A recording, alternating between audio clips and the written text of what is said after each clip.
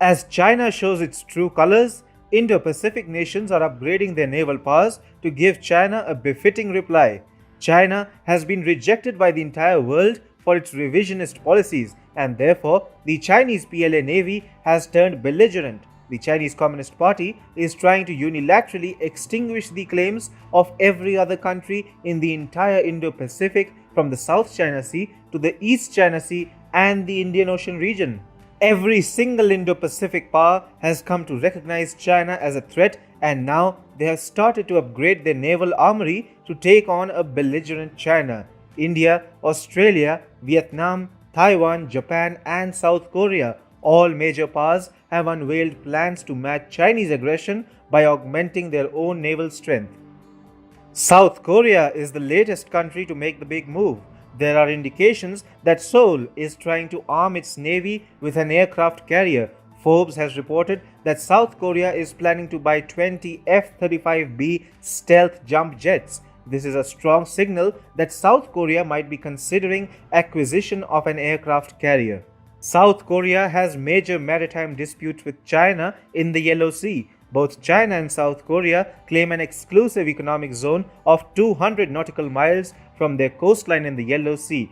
The EEZs of the two countries overlap with each other. Since both Beijing and Seoul are parties to the UN Convention on the Law of the Sea, the maritime boundary must be determined by the median line principle. But the CCP prefers expansionism over international law and claims a larger EEZ on account of its larger population and longer coastline. Now, by strengthening its own navy, Seoul wants to keep Chinese aggression and illegal fishing in the Yellow Sea at bay. South Korea is not the only country to strengthen its naval power in the face of Chinese aggression. Amid Chinese provocations near the Senkaku Islands, Japan has developed a stealth anti-ship missile that can penetrate Chinese defenses. Dubbed as the smashing super missile, the ASM-3 can travel 5 times the speed of sound and make adjustments in its trajectory, making it very difficult for the enemy systems to detect and intercept it. The ASM-3 can sink or disable several warships in a single strike. Australia too is looking to upgrade its naval capabilities in face of the growing Chinese threat. Canberra recently announced a 40% hike in its defense budget. The country will spend $186 billion on its defense program, as against the $134 billion committed for the next 10 years in 2016. The budget has been enhanced as a part of the new 2020 Defense Strategic Update and Force Structure Plan. As part of this defense upgrade, Canberra is set to buy new anti-ship cruise missiles from the US Navy. The AGM-158C long-range anti-ship missile that Canberra is set to purchase has a range of over 370 kilometers. Initially, it will be fired from the FA-18F Super Hornet aircraft and will also be programmed into other aircrafts later on. Moreover, as part of the $400 billion plan extending up to 2030, Australia will power its navy by replacing older frigates, adding patrol vessels and support ships.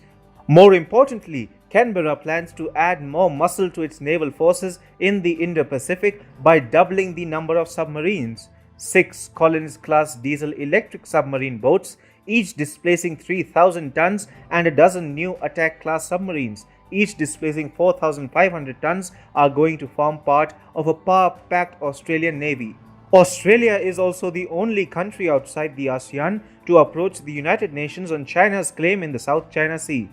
As far as India is concerned, it has made several moves that hint at plans of keeping the Chinese PLA Navy in check. India has moved all its frontline warships and submarines in the Indian Ocean region. Moreover, India is also looking to buy 6 more long-range maritime surveillance Poseidon 8I aircraft. This will augment India's capacity to keep a tab over the Indian Ocean region and track any Chinese movement in the crucial maritime zone. And now, New Delhi is also making all efforts to militarize the Andaman and Nicobar Islands, which would serve as an unsinkable aircraft carrier for India, close to the Strait of Malacca. India has also expedited plans for basing additional military forces, including facilities for additional warships, aircraft, missile batteries, and infantry soldiers at the strategically located Andaman Islands. Last month, Prime Minister Narendra Modi held a virtual summit during which India and Australia finalized the Mutual Logistics Support Agreement. This allows the navies of the two countries to access each other's ports for logistics such as food, water, and petroleum. Australia and India are thus weaponizing their strategic locations with which they can totally jeopardize China's trade routes and oil supplies in the event of a major conflict in the Indo Pacific. Australia and India are thus weaponizing their strategic locations with which they can totally jeopardize China's trade routes and oil supplies in the event of a major conflict in the Indo Pacific. Other countries like Indonesia and Vietnam too are upgrading their navies. These ASEAN countries like the Philippines, Vietnam, and Indonesia face an existential threat from China as Beijing claims the entire South China Sea, including the territorial waters and continental shelves of these ASEAN countries. Indonesia has evinced interest in buying the Austrian Eurofighter Typhoon fighter jets fleet. Recently, the Indonesian Navy also conducted a 4-day exercise in the South China Sea, strongly asserting its claims in the region.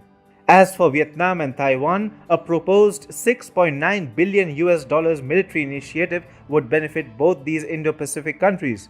Vietnam is also slated to receive a second US Coast Guard cutter this year so that it can match the Chinese buildup in the South China Sea. Every single country in the Indo-Pacific region, therefore, understands the need of boosting naval power in order to beat back a belligerent China, if and when it becomes inevitable.